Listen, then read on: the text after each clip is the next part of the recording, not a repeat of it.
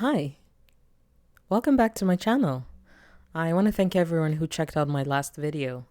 Um, I've been thinking and I've decided to keep making more educational videos on my home country, Rwanda. Its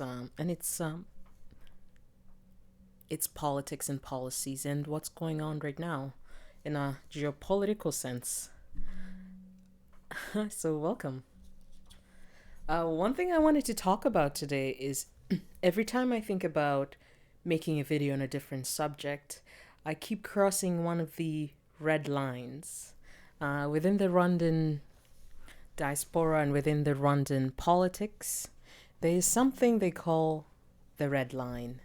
And there's plenty of red lines. Sometimes the regime also refers it to the tree that is not climbed, uh, meaning that there are questions we do not ask, and if we ask those questions, we will be in trouble.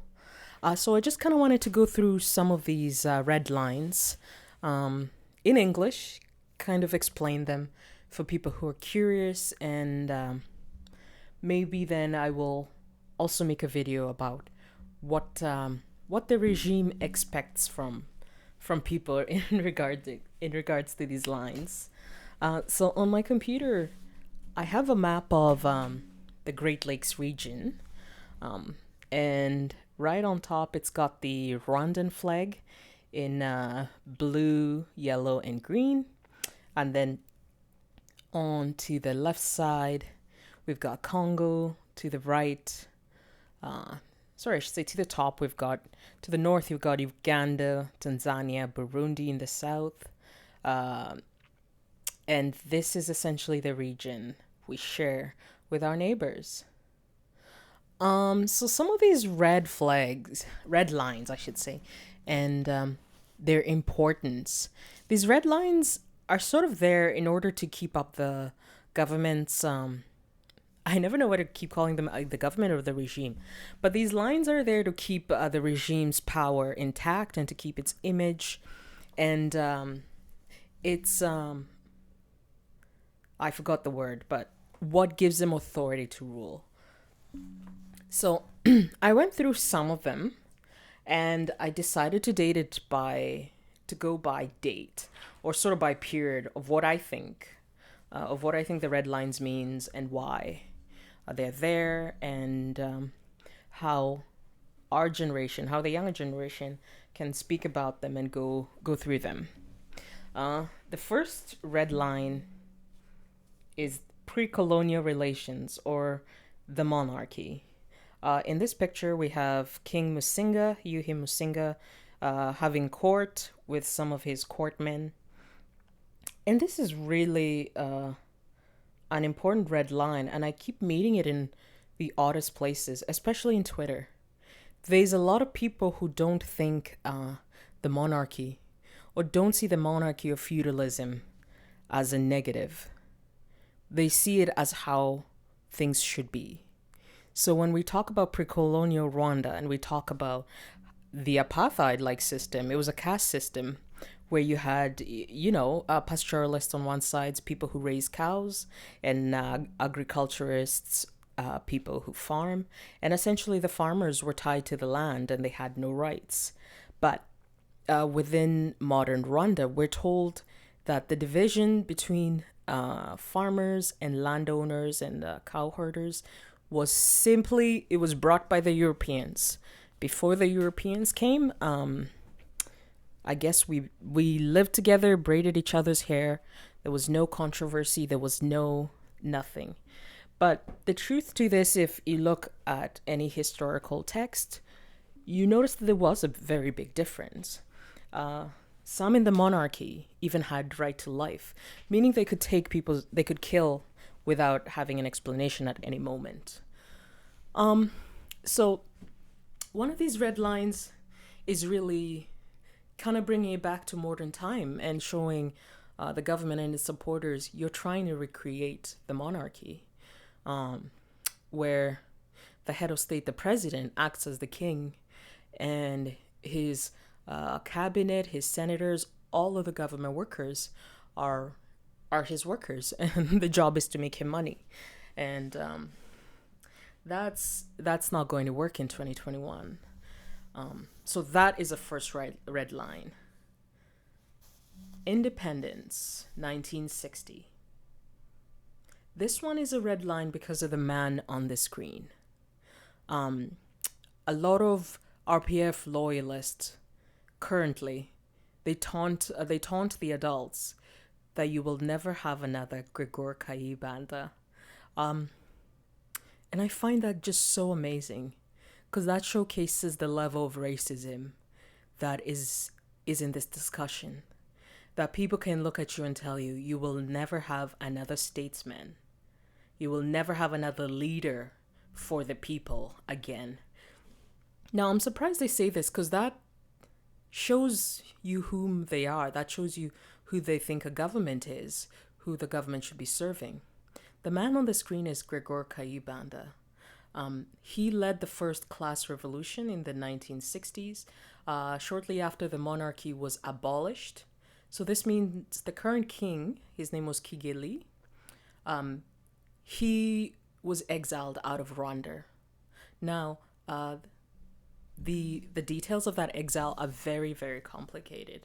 But essentially, within this independence topic, a lot of questions come up. Was it truly a class revolution? Or was it simply racist pogroms to terrorize Tutsis, simply on the basis of Tutsis, that they're Tutsis, that there's no wealth, nothing about wealth or resources? Did it happen all throughout Rwanda? Or was it only certain provinces, certain prefectures, who were the main characters of this independence? We know we have parties like Parmhutu, Runar, which was the Runar was a party that was allied with a king and the Tutsi aristocracy. So unfortunately, most people saw that party again as an ethnic party. But that 1960 independence is really important because it's where the stories of the returnees really begins. In 1960, when the aristocracy is kicked out, and where there's also a large number of them that decide to leave because, again, like I said in the last video, they were a military elite. So the idea was, we'll leave, regroup, and attack. That's where another red line comes in. Inyenzi raids. The key word here is Inyenzi. Inyenzi in Rwanda means cockroaches. For the last 27 years, the RPF has told the world that it was the Hutu extremists, the Interahamwe, that labeled and called them cockroaches. But if we look in the past, we find that in the 1960s, the aristocrats named themselves Inyenzi. It's a play on words to showcase how indefeatable they are, and it's this sense a cockroach is very hard to just sweep away or to get rid of, and that was the idea. They were going to be a force as difficult as cockroaches, and they do proudly call themselves Inyenzi even to this day. There is a video this year recently of the President Kagame at a wedding, and he just says the word out loud, and he says, "Is there any Nyenzis in here at a wedding?" But this word has been associated with Hutu racism. So that's also another red line. With the Inyenzi raids, was it terrorism? Because when the aristocrats raided the country, they would kill indiscriminately in the countryside. How did it affect the population? How did this affect the unity of the ethnicities within Rwanda? So every year, people who look like your neighbors are raiding, killing, raping, and sacking, the borders of the country. I do wonder how that affects a society. And then how did the losses impact the refugees and returnees? When the returnees came back, there's a level of savagery and just brutality they have to their violence, the military aspect, that it scare. Not only does it scare Rwandans, people don't understand it. Like, where does this hate stem from? Is it that you lost everything? Is it that refugee life is challenging? I think post genocide, now that many people have gone through the refugee system as well, this question becomes even more complicated. Anyways, that's the red lines of early 19th 20th century Rwanda. And then we come to basically the main character of the 70s, 80s, and 90s. But for our red line, the first, it's a date, and I wrote it down, October 1st, 1990. This date is really important to me, and I think it should be very important to young people who are interested in Rwandan politics. This is the date that the RPF, the Rwandan Patriotic Front Army, and the Ugandan National Resistance Army invaded Rwanda. At this point in 1990, Juvenal Habyarimana was the president. He had been president for quite a while, I believe since mid 70s or late 70s. So at the time, he had a lot of accusations that he was a dictator. And this is when America was trying to encourage multi-party democracies. So at the time, he was seen as a dictator. And many of his opposition and his challengers will tell you that, yeah, he was dictatorial and totalitarian. And he showed preference to people from his region and people from his ethnicity. He is of northern Hutu descent, I believe. This October 1st date is so important. Fred Gisa Rwigema, he is the founder. So he's the founder and major general of the RPF. And so he led this invasion in October 1st. And so a lot of questions come up when he entered Rwanda. Was his army truly all just refugees? Or were there other Ugandans and other other people of other countries in there? And then it sort of starts asking, who armed them? Who supported them? How could refugees accomplish such a military goal? So this was definitely when Rwanda's fate started to change quite. The second date I have, I didn't put a picture up, but first I'd like to talk a little bit about the picture that's on the screen.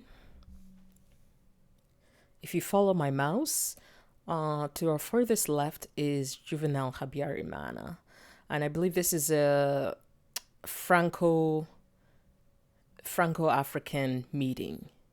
The one with the fancy stick is, of course, Mobutu Sese Seko.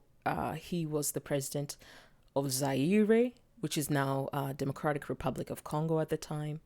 This is, I want to say Buyoya.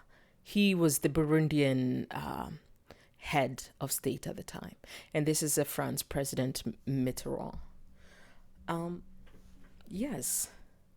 And so our second red line that I think is really pertinent, and I only noticed how important it is when I read Michaela Wrong's book, Do Not Disturb, about the beginnings of the RPF, that I noticed October 2nd, 1990 is another very important red line. But this is almost an intra-RPF red line. October 2nd is when Fred Rwigema, the founder of the RPF, was shot and killed. That was the second day of the operation. A lot of questions still follow us. The what, where, when, who, how, who did it, why did they do it, what was their accomplishment. The stories of the people, bystanders, are so different. Some people say he spoke after getting shot in the head. Others, essentially, there is no collaborative information, and he really was like the martyr. He was the boy who was promised for RPF, and his death took a large beating to the movement.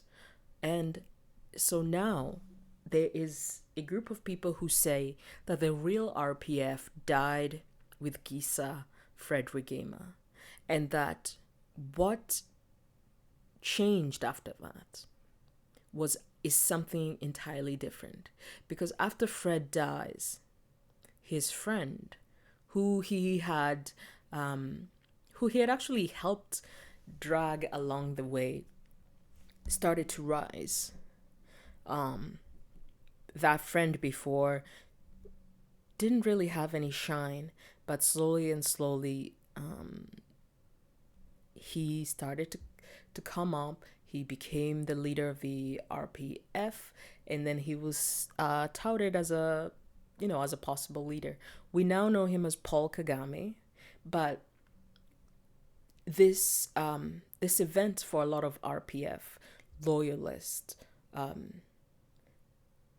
it's still unanswered, but it still needs to be answered, because for a lot of people, this death felt planned. It felt necessary. There's just something sinister about it.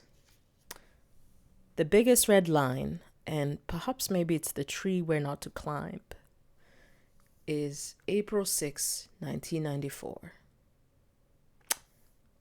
Sometimes the adults call it dossier au cachet aeroplane, and I find the way they call it funny, but it's a very serious matter. April 6, 1994, the president, Juvenal Habyarimana's plane was shot down. Was the death of this president a spark of the genocide? Was the genocide planned or spontaneous on the basis of this episode?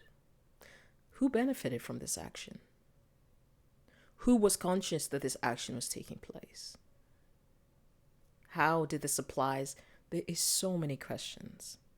But this is a question we're not allowed to ask in Rwanda. I can ask it because I'm not in the country, but this one is a no-go. Red line. Another red line is 1995 Goma. This is the friend I was talking about, Kagame. And of course, after the RPF took the country, this is a man, his name is Pasteur Bizimungu, and he was essentially just a placeholder. He was the face of the presidency, but Paul Kagame was the vice president. He was the true ruler of the state, and Bizimungu just followed orders. Unfortunately, it never worked out. Bizimungu was imprisoned, and he's now on perpetual house arrest, so we have him in our minds. 1995 Goma. Who killed the refugees throughout Congo? Was it planned? Was it organized? How did the RPF know where these refugees were when they were in the forests? Why were they followed past Goma? Why did the world allow that? Red line. Zaire, red line. 1996, October to about 97, First Congo War. Mobutu Sese Seko is taken off the throne. Placed in the Zairean throne with a name change of Democratic Republic of Congo are the Kabilas. First, Kabila Senior, Desiree, the man in the picture, he was placed as president of Congo after the First Congo War, which is very complicated. I'll try and get into it. But then, unfortunately, in 2001, Kabila was assassinated shortly after arguing with the Rwandan military power in the country that he wanted to rule, he wanted to be a sovereign, and that he didn't want them to be pulling the strings anymore. Unfortunately, Kabila, I don't think, understood the situation he was in. He was killed shortly, and his son, Joseph Kabila, was then allowed to take his place as president. Joseph Kabila has since is since no longer president, but I believe is still a big political player in DRC. This is a red line that I think the Rwandan regime does not spend as much time policing as it should. The man in our picture in the chair is Nkunda, Doran Kunda. He's a war criminal. He's a warlord. He's a Congan warlord and leads the group called M23 or M23, which is known to have caused human rights atrocities. These people were beyond animals. And he's currently enjoying a pension in Rwanda, it said. That is the biggest red line. The amount of sponsorship and participation the Rwandan regime has had with militias, warlords, all of these people who are used to destabilize the country of Congo. All of them somehow find their way back to the Kigali regime. Another question, another red line is, are we allowed to ask about repression, authoritarianism, or RPF war crimes? No, we are not. This is a red line that in the last 5 years has caused a lot of deaths. The most prominent death has been Kizito Mihigo. Kizito Mihigo's crime, he made a gospel song, and in the gospel song, he spoke about the pain of Tutsi survivors and Hutu survivors. Those two words, that sentence is illegal in the country, we know that. But coming from a singer who is himself a Tutsi survivor was game-changing. He essentially said, we need to remember all who have been lost throughout all these wars, all these genocides. We need to allow the country to heal, and the first step of allowing everyone to heal is accepting everyone's pain. Not trying to measure people's suffering. He said suffering is suffering, regardless who is going through it, regardless who is suffering. And for that, his life was taken. And he has left a wind of change, though, that's being felt. So thank you, Kizito. The repression is continuing. This is Chuma Hassan Diodiane. He has a YouTube channel called Ishema TV. And within Ishema TV, another red line it's crossed every time he opens his camera. And that is he shows to the world how much Rwanda is a two-tier society. And we can blame it on neoliberal politics. We can call it, we can critique the looting of the country through policy, through money lending, through debt. But the level of poverty we saw through Chuma, the love of suffering, the love of pain we saw through him, it destroyed the hashtag Visit Rwanda narrative. The narrative that we live like Singaporeans, that every child has clean water, clean electricity, that people have homes. We now have state-governed destruction of homes in order to give the wealthy land, in order for the wealthy to create hotels. The fact that a Rwandan child can be removed from their home, made homeless by the state, and no one, not a single person, faces consequences or repercussions is so odd. But we know why they don't face repercussions. If the person who is destroying your house is also, let's say, a high senator, and their brother is a justice minister, how do you fight that? This is the case with Johnson Bisinge. He has family member who have been robbing people of land and property rights, but because their elder brother or their brother is the justice minister of Rwanda, he hasn't been touched, and he can't be touched. So these are the type of stories I'm very curious about, and I'm gonna keep looking at.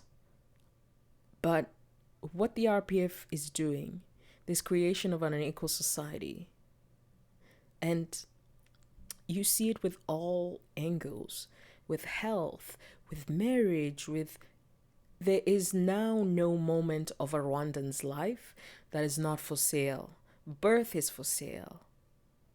Marriage is for sale. Death is for sale. It is now more expensive to bury a loved one, a dead loved one, than it has ever been in Rwanda. It's absurd. This is absurd. But then the absurdity shows us that it's on purpose. All of these are planned. There's a great plan to destabilize the Great Lakes region, to keep it in poverty, to keep it dependent. And the RPF is perfectly happy with this plan. They're going along. So long as they can be the capitalist elite, who cares? But those are some of the red lines. There's a historical aspect, there's a military aspect, there's a date aspect, and there's, of course, the geopolitical aspect. What did Rwanda do to our neighbors?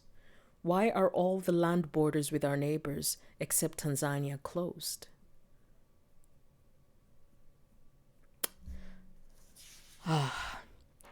Thank you. It's been Sasa. I've been talking about the red lines of Rwanda and the trees that cannot be climbed but slowly are being climbed, one way or another. I will be making videos on pre-colonial Rwanda and more historic perspectives, etc. So thank you very much. Oh, and before I go, the lovely lady in pink here is Victoire Ingabire. Victoire Ingabire,